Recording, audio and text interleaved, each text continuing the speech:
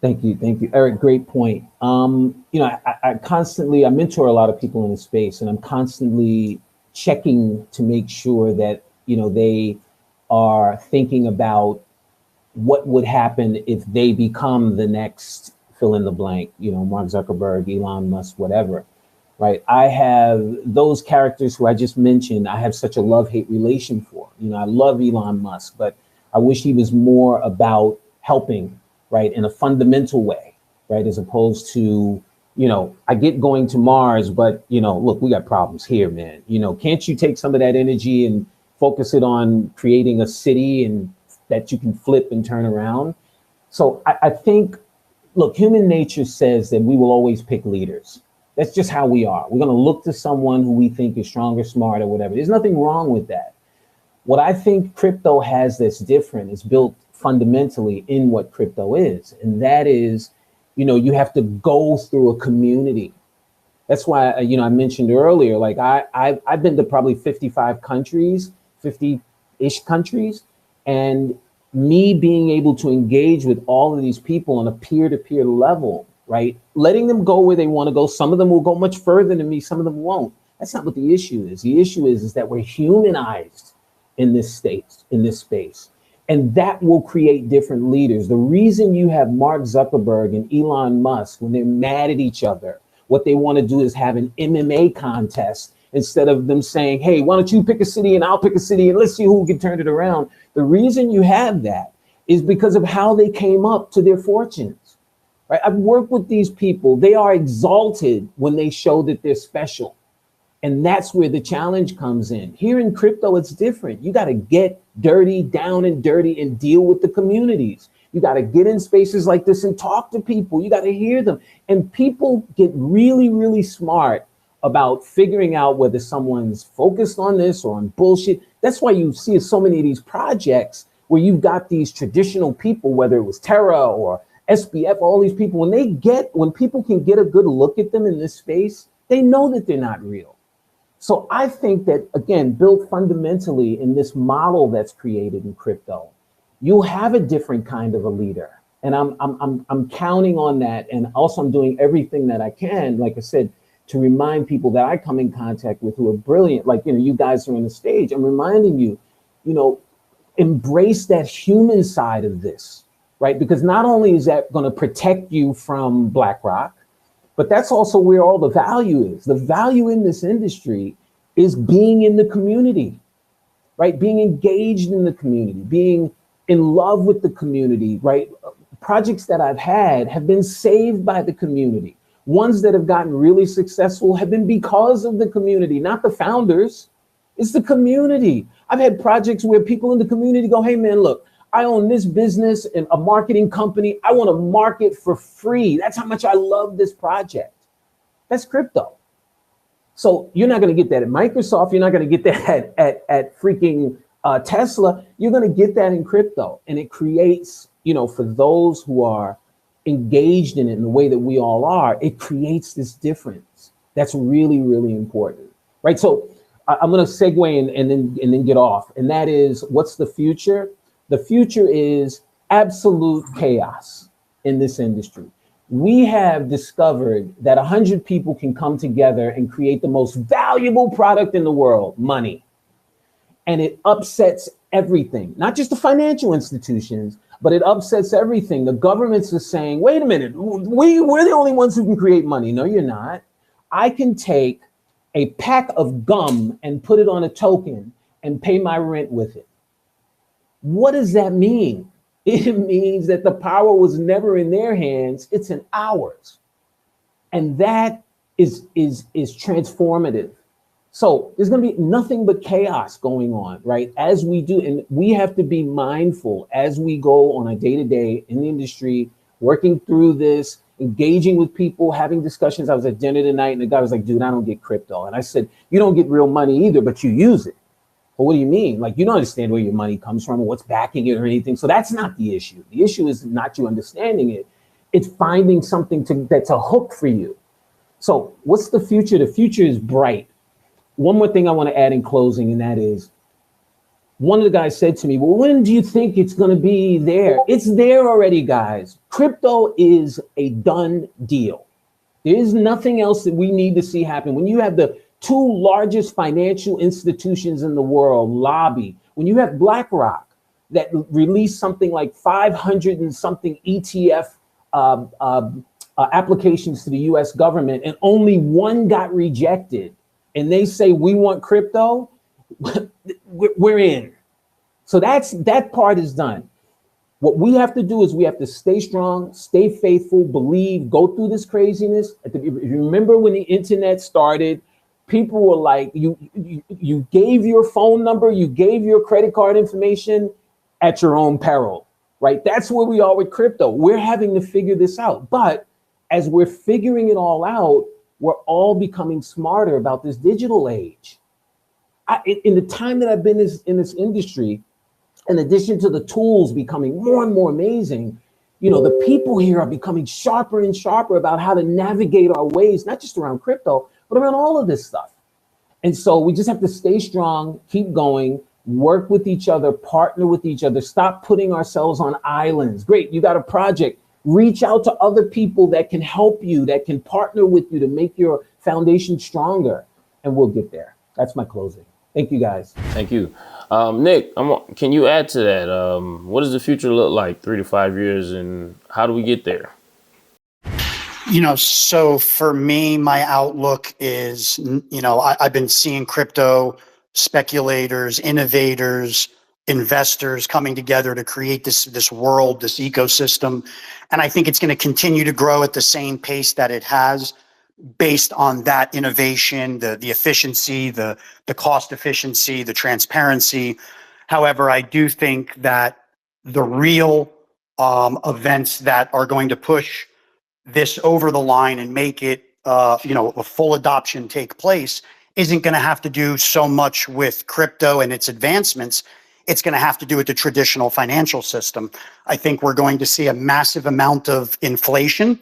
And look, if anybody understands, what it was like to live in, say, Zimbabwe or Venezuela when they were experiencing their inflation, you would get a paycheck on Friday and you would have to spend it that Friday because by Saturday, the prices were going up again and you were going to have less purchasing power than you did the day before. So we're already experiencing this, just not at an accelerated rate. When the rate accelerates, it's going to come down to a simple decision. Am I going to hold on to this asset that's depreciating, or am I going to change it for an asset that's appreciating? And it's going to become very simple for people that aren't speculators. They're not innovators. They're not investors. They're just your average person looking to survive and to do it at the highest level. And it's going to become just a simple question. Do I hold on to this depreciating fiat currency, or do I trade it for an appreciating asset? They're turning on the news. They're watching Bitcoin go up, new all-time high. They're watching all this innovation. Now, I hope catchcoin can be that catalyzing event for some people by bringing them value that traditionally they couldn't capture, utilizing the tools at their disposal.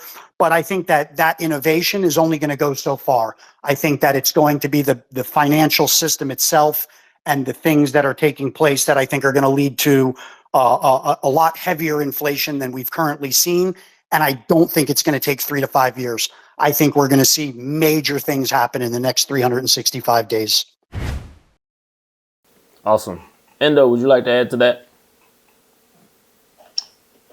Yeah, no, I think Nick's spot on too, from a macro level, and the amount of changes that are really in the pipeline that are going to kind of open eyes and what's possible, especially, who's to say, if you think about it from a macro and technical analysis too, and I do a lot of technical analysis in trading, and just from Bitcoin before this, run up and this all-time high, I was like, yeah, maybe 140, 150K is probably like Pico top. I don't really want to call a top because it's too hard, but since, everything has progressed so quickly, without really hitting the full steam and seeing that retail volume and stuff too, that, kind of widened the goalposts already, 220 is in play, 230 is in play, but I can't even, I don't even want to like really project or, put anything out there past April, just because there's a level of uncertainty in this cycle too, of things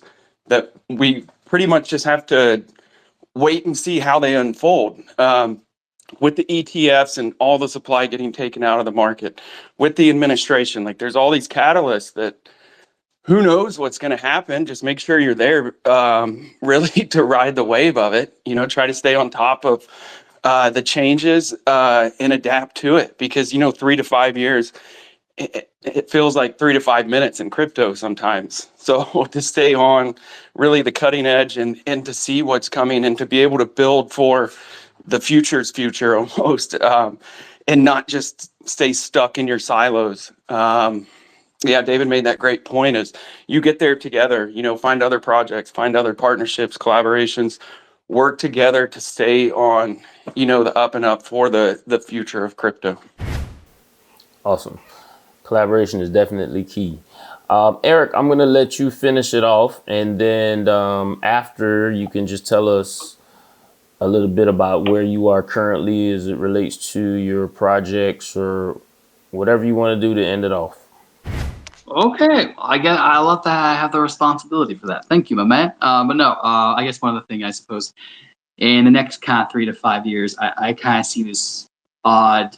I don't like to dichotomize things, but I do see it kind of forming, where we'll have in kind of Europe and not in Southeast Asia, but East Asia and Europe will have kind of this typical traditional form of crypto finance. You will have payment gateways at every turn. We start seeing that in India as well, as they're trying to put digital asset wallets kind of mandated by their reserve bank into the crypto exchanges. So that's regulation is coming. As I see it, DeFi on some level will kind of disappear and morph into kind of the actual just finance as we kind of take it for what it is. And then in the United States, kind of given with the presidency of Donald Trump, we have, I suppose, deregulation and kind of the Wild West, so to speak. Will that kind of be able to survive? I'm not actually sure. A lot of the things we're seeing right now would kind of be considered by a crazy, as kind of mentioned in a traditional perspective. So will it be able to thrive? I can't tell you. I'm not that much of an expert to say that it will or won't. It's too hard to even kind of imagine at this point. Things, as kind of David said, will be kind of bonkers. But I do see those kind of forms. So if you want to kind of be in the less risk-averse environments, as more regulation will come into Europe and Asia, those are where you should be. If you want to take your chances in the West, so to speak, and see what happens there, we'll also start seeing things kind of proliferate. There, with more risk comes more rewards, and also the need to kind of guard yourself. Ultimately, though, even as I say this, I am optimistic about what people can do. This kind of new sandbox of a world. And I really do hope that individuals can rally together in healthier ways and not just repeat the mistakes of the past, as it's so easy to do that. Even the most well-intentioned individuals who start out at the beginning wanting to make the appropriate change kind of just fall into old trappings. And I suppose if I had to that's all I have on that point. I suppose you should do the sign-off, man. Yeah, okay. Do you have anything you want to talk about your projects? Oh, well, I suppose the only thing I have is, at this point for my project, we're just more or less waiting for grant funding. But I suppose a similar project to what we're doing is happening or has happened already. It's kind of one of those hopeful projects that kind of makes you think, oh, that feels good about everything. So at some point, there's an island nation called Tuvalu. It's actually just going to sink into the ocean. Through the effects of climate change, you'll just kind of see the oceans rise. Whether you will agree with that, what the reasons are, the oceans will still consume it. And so what they did was, in order to prevent, all their culture to being lost, they made a digital twin out of their island. All the records, all the things from the official government documents to the geographical geospatial data, they kind of just put that on the Ethereum blockchain. And now that exists for kind of more or less ever. Yeah. And the record that the island nation of Tuvalu will get to exist even after it's been, consumed by the waves. And so we're trying to help, make something similar to that in another country. That's pretty much it at the moment. Appreciate it, Eric. Everybody make sure you're following Eric right now on X. Endo, would you like to tell us a little bit? Where's Lick? Where are you headed? What do you have going on currently? Yeah, definitely. Just kind of the overall mission ethos is really, losses into lessons, into W's, right? Into wins. In this cycle, and kind of the mission behind the project is to really deliver a W for all the liquors, right? All the community. And instead of, past cycles trying to build my bankroll, it was, hey, I rely on other founders or leaders in other projects. It was just kind of, hey, how can I, take this experience, this community atmosphere, and have kind of, put it on my back a little bit, share the vision with people, gather around, build a team, build a community, and deliver a W, not just from me. I can set a framework and do some of the behind the scenes stuff too, but it's going to take really all of us to get that W. So we do that in multiple different ways, whether it's, in Telegram and voice chat, sharing some plays, rewarding, the community with tons of giveaways. We got a cool, really utility called the Lick Down, which it's DAO. So you have that DAO environment. And ideally, that'll be a more decentralized way for, buybacks, marketing, also, giveaways to where we're not always giving away Lick. We can give away Soul. We can give away other projects, other NFTs. And I think the last time I looked, we started with a couple thousand, and I think it hit 50K this past week in total assets. So one of the ways that we do that we utilize that too, if you're hanging out in VC, you'll get some Soul, or and it kind of funds everything too. So and we're learning too. We're trading with it. We're teaching. We're educating. We're using different tools from different projects to really, make the community more knowledgeable on what not to do and what to do. And if you do make a mistake, there's 8 other people there that are going to tell you, hey, just keep clicking and get back on it. Don't stop there. There's a way to get out of this. And then really the worst case is you end up getting licked. So that's just one of the aspects as well. If you're not into trading or liquidation, there's a gaming aspect too, with Nifty Island.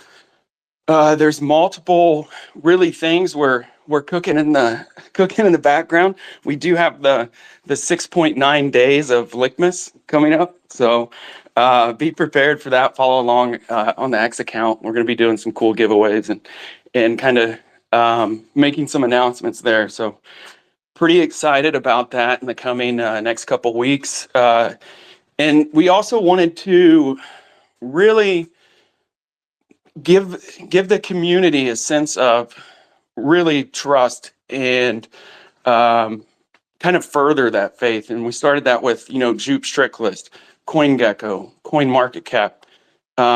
We have a Lick LLC established. We have the gold check mark. So to kind of, if you are going to join the community, we're going to give you all like the checks in the box that you can, that I would poke holes into a project, or I would ask these questions if I was, somebody that wanted to join that. So we're trying to answer all those questions and put that check in the box before people can even ask it. So yeah, man, that's really all I got.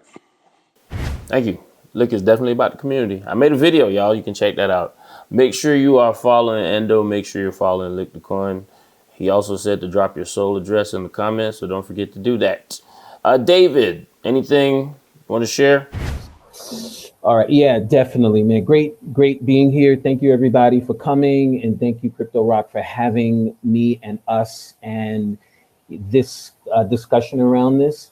Yeah, I'm working a couple of things in the background, but I think probably what's most important is over the past year, I've come to the conclusion that one of the big challenges in the industry is that the stakeholders don't work well together. So, when you look at stakeholders being project developers, big communities,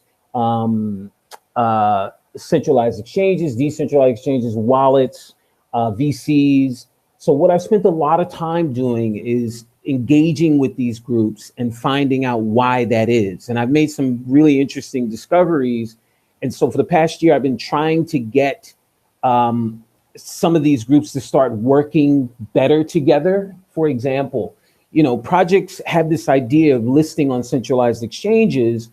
But, if you don't know, most projects that list on centralized exchanges, it's a horrible experience, like token sinks, the centralized exchange dumps, all those sorts of things. Same things with VCs. Someone mentioned it earlier. I think it was you, Indo. When they come in, what do? They dump your token, right? And so I've met with a lot of them, and I want to understand why rather than judging. And the bottom line of it is that, everyone's sort of protecting their own interests. So a VC, his job is to protect his investors. So of course he's going to dump because 95% of these projects fail. So, same thing with, I pulled together a group of KOLs because everyone goes, man, these guys, and they bring their people in and they dump on them. Well, they have a reputation, right? And they know you're coming to them because of that reputation, and they don't trust your project. Oh man, we're going to push, and then the team dumps. So all of the stakeholders have this different perspective on what the industry is, and it's conflicting with every other stakeholder, right? Centralized exchanges, when I talk, I've got a partnership with two of them and very close relationships with Bybit and L Bank and all of this. The bottom line is they told me two things that were important. Number one, they can't tell a good project from a bad project. And number two, the projects aren't their clients. And it was huge news to me. Like, those are our clients, are our traders. So we're going to position a relationship with a project so that our traders can win. They trade, we make fees. That's how we make our money. So my question to them was, well, you're a regulated industry? Aren't you concerned that you're going to release some scam coin called Big Booty Coin, and then the government's going to come in here and put everyone in jail? I mean, I was sitting here in a meeting. I was like, doesn't that concern you at all? And it does. But the question is how? And how opens up a whole world of possibilities. So what I've been trying to do is to get stakeholders, again, to think more linearly, right? Horizontally, as opposed to just this thing has to grow. It has to grow, but what keeps it up there is a strong foundation. And you create a strong foundation by bringing in all of these other elements of the industry that are behind you. I was at a party and there was a guy there who's a big investor, and someone walked over and he's a VC, and they got into a big argument. He's like, you guys, you're ruining the industry. No, they're not. They're bringing money to the industry. But their job, again, is to make their clients money. If their clients and they felt like it was better for them to stay in the project, they wouldn't dump. So the question is, how do we make projects that don't dump? Well, we work together to create those projects. We bring in, like I said to the centralized exchange, can I bring you a project before they launch so that they can then position themselves so that when they come to you, they're the ideal project for you? They're not figuring it out in the last 2 weeks. I get people coming to me, can you get me to X exchange? And I go, wait a minute, why do you want to go to them? Well, we want to be there so they can dump your tokens. So a lot of this stuff, these are the things that I'm working on. I think they'll create a stronger industry. I've got some great people around me, some amazing people that I've connected with. As I've said to you, Crypto Rock, this education piece is at the center of all of this. The more people are educated, the better decisions they make, the smarter everyone becomes, and the better this industry becomes, the stronger this industry becomes. So yeah, those are the kinds of things that I'm doing. And I say all that to say, guys, look, it is my humble pleasure to meet you all. If there's anything you think I can do and help you with, I'm all for it. Let's work together and make everything stronger that we're all doing individually and help each other as much as we can. Thank you for having me. Thank you. Yes, everyone, please make sure you follow each other. And yes, so we're going to end it off with Nick. Nick, go ahead. Tell us a little bit. What does catchcoin have going on? What's in the future? So as of now, catchcoin has finished development of the app. We're right now about to cross over into the beta. So the community is going to be able to participate in helping us, test the app and make sure it's ready for full scale release. And we're looking at a full release in the first quarter of 2025. So we obviously didn't, have a crystal ball. We didn't know how good the timing was going to be. We had initially set our deadline for the end of 2025, but we altered our roadmap. We moved things up. We're about a year ahead of schedule. And man, perfect timing. If timing is everything, we think that releasing first quarter of 2025 and being able to come out of the gate as all of these amazing things in the blockchain world take place is going to really set us up for a big success. We hope to inspire business owners to cross over into Web3. We're giving them a value proposition that they really can't get anywhere else with their customer loyalty or digital advertising platforms. So we're hoping to inspire that and be part of that revolution. So yeah, check us out, follow us, keep up with us, and welcome to the community. All right. Thank you. I'd like to thank everyone for your insight and your time, taking the time out of your time to come on this space. We'll definitely do it again. Everyone, please make sure you're following all of the speakers. And yeah, that's it. I appreciate everybody. Thank you. And I'll catch y'all on the next one.